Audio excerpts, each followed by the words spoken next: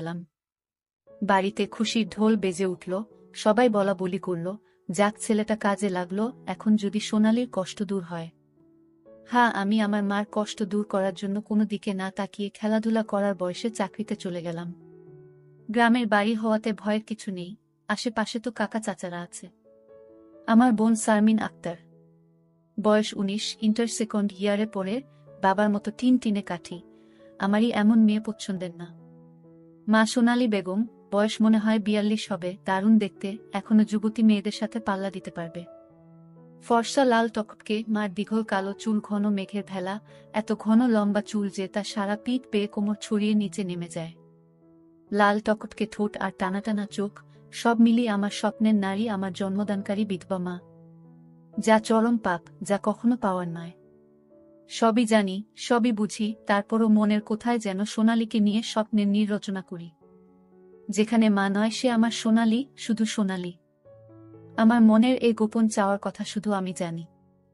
আমার সরকারি বেতনে মার রূপ যেন দিনকে দিন বেড়েই চলছে। মার গর্বে বুক সব সময় ফুলে থাকে, গ্রামে সব সময় আমার জয় জয়কার। 5 বছরে ভাঙা ঘর পাকা করেছি, এখন 4 রুমের বাড়িটা আমাদের শান্তির নীড়। এবার ছুটিতে এসেই মা বায়না শুরু করলো আমার বিয়ে দিবে। যদিও এটা অনেক আগে থেকেই চলছে, আমি শুধু বারবার এড়িয়ে যাচ্ছি। আজ এ নিয়ে মার সাথে মুখ কালাকালি হয়ে গেল। মার এক কথা, শারমিন বড় হয়েছে, বিয়ে দিতে হবে। এরই মাঝে কয়েকটা সম্বন্ধ এসেছিল, তার বিয়ে হয়ে গেলে সে একা একা কিভাবে থাকবে, হ্যান ত্যান কত কথা। আমি এসেছি শুনে ছোট মামা এলো, সারাদিন থেকে বিকেলে যাওয়ার সময় আমাদের সবাইকে নিয়ে যেতে চাইল। আমরা না যাওয়াতে জোর করে শারমিনকে নিয়ে গেল, বলল 2 দিন পর মা বেটা গিয়ে বেরিয়ে আসবে, আর শারমিনকে নিয়ে আসবে। আমাকে আর মাকে নিয়ে যাওয়ার জন্য আর কি এমনটা করল। সন্ধ্যা থেকে আকাশটা মেঘলা হয়ে আছে দেখে বাইরে গেলাম না, না হলে 2 দিন থেকে এসে সন্ধ্যার পর বন্ধুদের সাথে আড্ডা মারতে বেরিয়ে পড়ি। আজ গেলাম না দেখে মাও খুব খুশি, গরম গরম পকোড়া ভেজে দিল। বিছানায় বসে মা বেটা মিলে আরাম করে খাচ্ছি। মিশু, হুমা, কাউকে পছন্দ করিস? আমি মার মুখের দিকে তাকিয়ে মুচকি মুচকি হাসছি। বল না পছন্দ করিস, করলে এতদিন তুমি জানতে না, তবে হ্যাঁ, একজনকে খুব ভালো লাগে, এবং এও জানি তাকে আমি পাবো না। কেন পাবি না? আমার ছেলে কি দেখতে খারাপ, কোনো লাট সাহেবে বেটি সেরে? হা হা, তুমি দেখি রেগে গেলে। রাখবো না, এমন সোনার ছেলে আমার। আর কি না, বল তুই কে সে? বাদ দাও মা, আমার যাকে ভালো লাগে তার কথা দুনিয়ার কাউকে বলতে পারবো না, শুধু খোদাকে ছাড়া। মা আমার এমন গম্ভীর কথা শুনে অবাক হয়ে চেয়ে রয়েছে। এটা কি কথা রে বাবা, আমাকে বলতে না পারিস তোর ভাবি মানে রাসেলের বুয়ের কাছে বলিস তুই? না মা, তা না, তুমি আমার সবচেয়ে বড় বন্ধু, তোমাকেই যেহেতু বলতে পারছি না, সেখানে বলতে গেলে তারা তো আমাদের শত্রু, তাদের বলতে যাব কেন? তাহলে বল না, কে সে, কোথায় বাড়ি, কোনো বাড়ির মেয়ে? আমি চুপ করে বসে রয়েছি। মা অনেকক্ষণ আমার উত্তরের অপেক্ষায় থেকে মুখ গোমরা করে চলে গেল। ঘন ঘন বিদ্যুৎ চমকাচ্ছে, আকাশটা কালো হয়ে আছে, রাতের তারাগুলো না জানি কোথায় ডুব দিয়েছে। আমি জানালার গ্লাস খুলে দিয়ে ঠান্ডা হাওয়া গায়ে মাখছি, হাত বাড়িয়ে ব্যাগটা নিয়ে খুললাম, সিগারেটের প্যাকেটটা বের করে একটা ধরিয়ে টানছি। প্যাকেট রাখতে গিয়ে মোবাইলের বক্সটার কথা মনে পড়ল। শারমিনের জন্য যা যা এনেছিলাম সব দিয়েছি, শুধু মারগুলো দেওয়া হয়নি, চেয়েছিলাম দিতে, এমন সময় ছোট মামা এলো, তাই আর দেওয়া হয়নি। নতুন অ্যান্ড্রয়েড সেট, মা খুব খুশি হবে। আরেক বক্সে একটা স্বর্ণের চেইন, মার যেটা ছিল সেটা আমার এসএসসি ফর্ম ফিলআপের সময় বিক্রি করে দিয়েছিল। তখন থেকে মার গলা খালি। আরও কয়েকটা জিনিস আছে মার জন্য। আয় খেয়ে নে, ঝড় আসতে পারে, কারেন্ট চলে গেলে খেতে ঝামেলা হবে। আমি তাড়াতাড়ি সিগারেটটা জানালা দিয়ে বাইরে ফেলে দিয়ে বললাম, হা দাও। কি লজ্জা, মা সিগারেট খেতে দেখে নিল, জানে আমি খাই, তবে এভাবে দেখেনি কখনো। ঘরে বসে সিগারেট খাওয়াটা ভুল হয়ে গেছে, সারা ঘরে সিগারেটের ধোঁয়া। মা বেটা খেয়ে দিয়ে উঠলাম। মা, বলো, আমার রুমে এসো তো একটু। তুই যা, থালা বাসনগুলো গুছিয়ে আসছি। আমি রুমে এসে শুয়ে রইলাম। মা আধা ঘন্টা পর হাত মুছতে মুছতে এলো। কিরে বাবা? আমি উঠে মার হাত ধরে খাটে নিয়ে বসালাম। ব্যাগ থেকে এক এক করে শাড়ি, ব্লাউজের কাপড়, ছায়ার কাপড়, একটা বাদুর বোরকা, 2টো ওড়না, একটা শীতের জামা, চাদর এবং আরও একটা প্যাকেট দিলাম। প্যাকেটটা দিলাম ভয়ে ভয়ে, কারণ ওতে 2 সেট ছোট জামা কাপড় আছে, জানি না দেখার পর কি বলবে। এত কিছু কি জন্য এনেছিস? তোর কি বুদ্ধি শুদ্ধি হবে না কখনো? প্রতিবারই এত কিছু আনা লাগবে? থামো তো তুমি, যা লাগে তা আনবো না। এটাতে কি রে? না, ওটা এখন খুলবে না, তোমার ঘরে গিয়ে খুলবে। আর প্লিজ রাগ করবে না। কি আছে এতে, তা তুমি খুলে দেখে নিও। আর আরো কিছু আছে, এই বলে মোবাইলটা দিলাম। একটা থাকতে আরেকটা এত দামি মোবাইল, তোমার চেয়ে কেন কিছু দামি নয় আমার কাছে? এই বলে গালে একটা হামি দিলাম। মাও আমার কপালে হামি দিল। চোখ বন্ধ করো তো। কেন রে? বন্ধ করো না একটু। মা হেসে দিয়ে চোখ বন্ধ করল। আমি চেইনটা মার গলায় পরিয়ে দিলাম। এখন চোখ খুলো মা। মা চোখ খুলে স্বর্ণের চেইনটা দেখে হুহু করে কেঁদে দিল। না মা, না, কাঁদবে না, প্লিজ মা, কেঁদে না।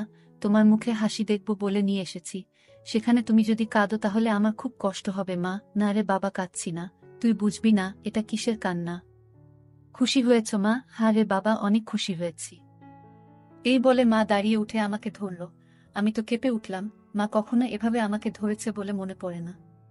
ইস, কি নরম, কি সুন্দর ঘ্রাণ, ও দুটো আমার বুকে পিষ্ট হচ্ছে। মা অনেকটা খাটো হওয়াতে তার মাথাটা আমার থুতনির নিচে, চুল থেকে সুবাস এসে নাকে লাগছে। নাক মুখ ডুবিয়ে দিলাম চুলে। ধীরে ধীরে আমার ওটা শক্ত হচ্ছে। মন চাচ্ছে হাত দুটো আরেকটু নিচে নিয়ে রাখি, তবে সাহস পাচ্ছি না।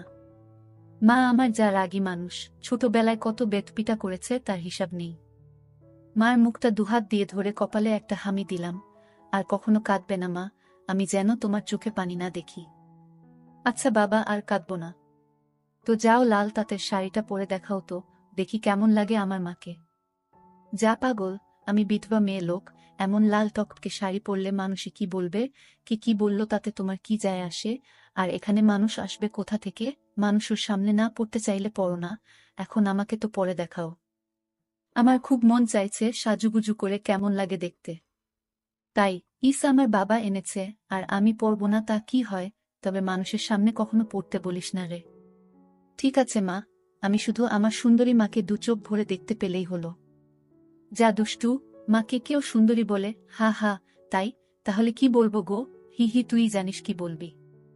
বেয়াদবি নিও না, প্যাকেটে যা আছে তাও পড়ো। কি আছে রে এতে? যাও খুলে রাখো। মা চলে গেল। আমি পিছন থেকে দেখে মুগ্ধ হয়ে গেলাম।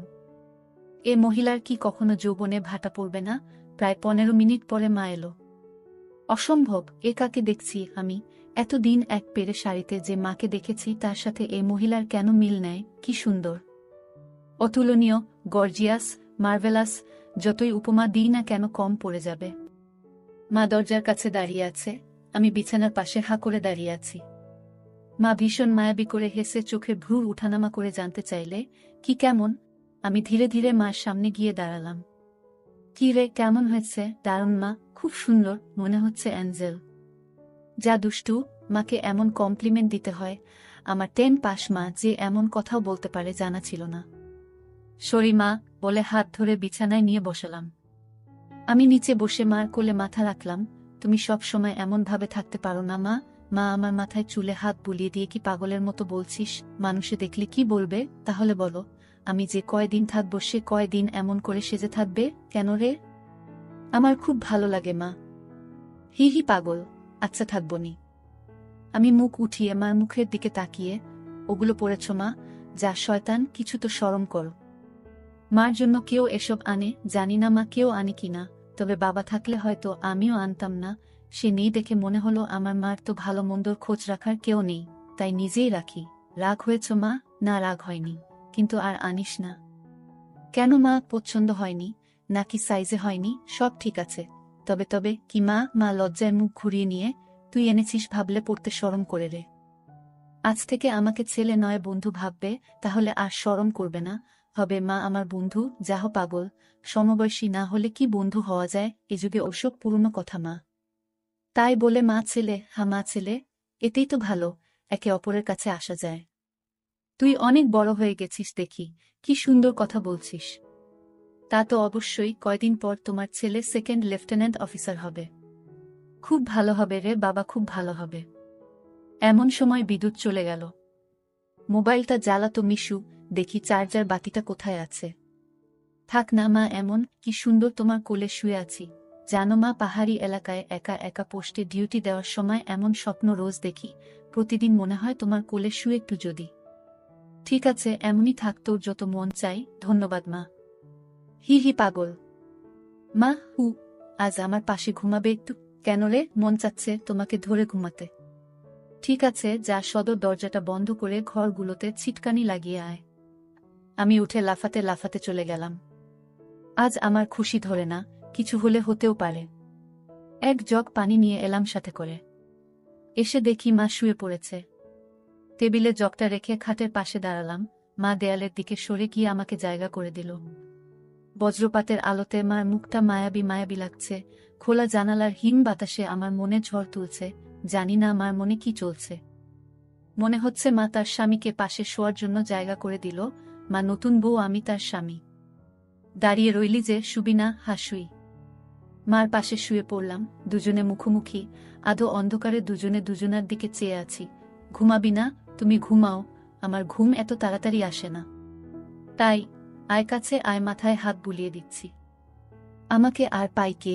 একেবারে মার বুকের কাছে বুক নিয়ে গেলাম, তবে কোমরটা দূরে রাখলাম। মা একটা হাত সাইডে লম্বা করে দিল। এখানে মাথা রাখো। মা তার হাতের উপর মাথা রাখতে বলছে। আমি সহজ মনে তাই করলাম। নাকটা মার বগল থেকে ৩-৪ ইঞ্চি দূরে। ভালো মতো দেখতে না পেলেও বুঝতে পারছি যে এর বেশি দূরে নয়, কারণ ঘামের ঘ্রাণ পাচ্ছি। মার বগলের ঘ্রাণেই তো আমার শরীর আনচান আনচান করছে। মার বাম হাতের উপর শুয়ে আছি। মা ডান হাত দিয়ে মাথায় হাত বুলিয়ে দিচ্ছে, এতে করে আঁচল উঁচু হচ্ছে। আর যখনই বিদ্যুৎ চমকাচ্ছে তখনই ওগুলো দেখতে পাচ্ছি। নিজেকে কন্ট্রোল করা মুশকিল হয়ে পড়ছে। মিশু, হু, কাকে পছন্দ করিস বললি না তো? শুনলে রাগ করবে মা, তাই বলা যাবে না। কেন কেন, এমন কাকে তোর মনে ধরেছে যে শুনলে রাগ করব? বাদ দাও না মা, নিজেকে তোমার কাছে ছোট করতে চাই না, চাই না তোমার মনে কষ্ট দিতে। তোর কথার তো আগা মাথা কিছুই বুঝছি না। নাইবা বুঝলে মা, হু। তোমাকে একটু ধরি। মা হিহি করে হেসে, ধর। কি সুন্দর ঘ্রাণ গো মা তোমার। যা শয়তান। আমি মার এমন আশকারা দেয়া কথায় সাহস পেয়ে তাকে চিৎ করে দিলাম। মন চাচ্ছে কোমরাটা উপর তুলে দিতে। মুখটা উঁচু করে হামি দিয়ে বললাম, আমি তোমাকে খুব ভালোবাসি মা। মা আমার মুখটা দুহাত দিয়ে ধরে, আমিও তোকে খুব ভালোবাসি রে সোনা। আমার ভালোবাসাটা অন্যরকম মা। কেমন রে? মা ছাড়া আরো অনেক কিছু। কেমন? শুনলে রাগ করবে না তো? আহ বল না, এত পেঁচাচ্ছিস কেন? তুমি আমার ড্রিম গার্ল মা। তাই তো। কি? হ্যাঁ মা, জানি এটা শুনে আমাকে খারাপ ভাবছ, এজন্যই বলতে চাইছিলাম না। আমি তোর মা মিশু, এমনটা কিভাবে ভাবতে পারলি? জানি না মা, শুধু জানি আমি তোমাকে প্রচণ্ড ভালোবাসি। তোমাকে ছাড়া কাউকে ভাবতে পারি না। চুপ কর বেয়াদব, এমন কথা বলতে তোর মুখে বাজছে না? সরি মা। এই বলে তার উপর থেকে উঠে খাট থেকে নেমে পানি খেলাম। মাও বিছানার উপর উঠে বসেছে। বুঝতে পারছি সে অবাক হয়ে আমার দিকে তাকিয়ে আছে। জানালার ধারে গিয়ে দাঁড়ালাম। বৃষ্টি থেমে গেছে, তারপরও আকাশ কালো হয়ে আছে। চাঁদ তারা কোথায় যেন লুকিয়ে গেছে আজ। ঠিক আমার হৃদয়ের মতো চারিদিকে অন্ধকার। এমন সময় কারেন্ট এলো। ঘরটা আলোকিত হয়ে গেল। আমি জানালাটা লাগিয়ে দিলাম, পর্দা ঝুলিয়ে দিয়ে ঘুরে দাঁড়ালাম। মা বিছানার উপর হাঁটুতে মাথা দিয়ে নির্বাক বসে আছে। ফ্যানের হাওয়া মার রেশমি চুলগুলো দোলা দিচ্ছে। মনে হচ্ছে নববধূ বসে আছে। মা মুখ তুলে আমাকে তার দিকে এক মনে তাকিয়ে থাকতে দেখে, এখনে আয়। আমি মার কাছে গেলাম। বস। বসলাম। মা আমার পিঠে হাত বুলিয়ে দিয়ে বলে, এমনটা হয় না বাবা, আমার লক্ষ্মী সোনা ছেলে। আমি কিছু মনে করিনি। আমি জানি তোদের বয়সের ছেলেদের ফ্যান্টাসি হয় খালা চাচিরা, তবে মাকে নিয়ে ফ্যান্টাসি রচনা করা একটু বেশি হয়ে যায়। সরি মা। আমার ভোলি ভালি মা যে এতটা বুঝে, এতটা পোক্ত আমার জানাই ছিল না।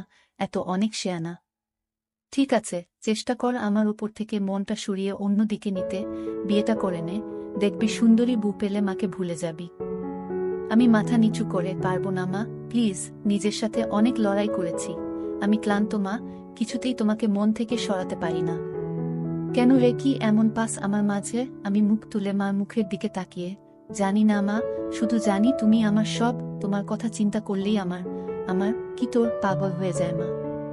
মা মুচকি হেসে, ও কিছু না, নিষিদ্ধ জিনিসের প্রতি টান একটু বেশিই হয়। আমি তো বুড়ি হয়ে গেছি, তুই যেমনটা ভাবিস তেমনটা আমি আর নেই। মার এমন কথা শুনে আমি কেঁপে উঠলাম। মা কি ইশারায় আমাকে বুঝালো যে তার জিনিসপত্র আর আগের মতো নেই, দেখলে আমার পছন্দ হবে না? দেখ বাবা, এক একজনের এক একজনকে ভালো লাগে, তাই বলে কি তাকেই নিজের করে পেতে হবে এমন কেন কথা আছে? অন্য কেন মা হলে এসব কথা শোনার সাথে সাথে চিৎকার চেঁচামেচি করে বাড়ি মাথায় তুলতো। আমি কিন্তু তা করছি না, কারণ তুই আমার একমাত্র ছেলে, নারী ছেঁড়া বাঁধন, তোকে আমি অনেক ভালোবাসি। তাই বলছি, আমার ভালোবাসার মর্যাদা রাখতে বিয়ে করে নে বাবা। দেখবি ধীরে ধীরে আমার থেকে মন বোমার দিকে চলে গেছে। ধন্যবাদ মা, তুমি আমার কথা মন দিয়ে শুনেছ এবং যুক্তি দিয়ে ভালো মন্দের বিচার করেছ বলে। তবে লজ্জা না করে বলছি মা, এর আগেও আমি দু একটা মেয়ের সাথে মিশেছি, তারা শুধু সুখ পেয়েছে আমার কাছে, আদর ভালোবাসা একটু পাইনি আমার কাছ থেকে। এমনকি আমার নিজেরও হয় না যতক্ষণ চোখ বন্ধ করে তোমাকে না ভাবি। যখন সেসব মেয়েদের জায়গায় তোমাকে কল্পনা করি তখন আমি আর নিজের মাঝে থাকি না, সুখের সাগরে ভেসে যাই। কেবলমাত্র তখনই হয় আমার। তুই তো অনেক দূর এগিয়ে গেছিস তাহলে। আমি অনেক আগে থেকেই বুঝতে পেরেছিলাম যে আর চোখে লুকিয়ে লুকিয়ে আমাকে দেখিস। ভাবতাম শয়তান ছেলে পুলে, আর একটু বড় হলে সমবয়সী মেয়েদের সাথে মিশলে ঠিক হয়ে যাবে, কিন্তু এখন দেখছি তা না। তোর দেখি বয়স্ক মহিলাদের ভালো লাগে। এতক্ষণ মার সাথে এত খোলামেলা কথা বলতে পেরে নিজেকে অনেক হালকা লাগছে। সাহস করে মাকে ধরে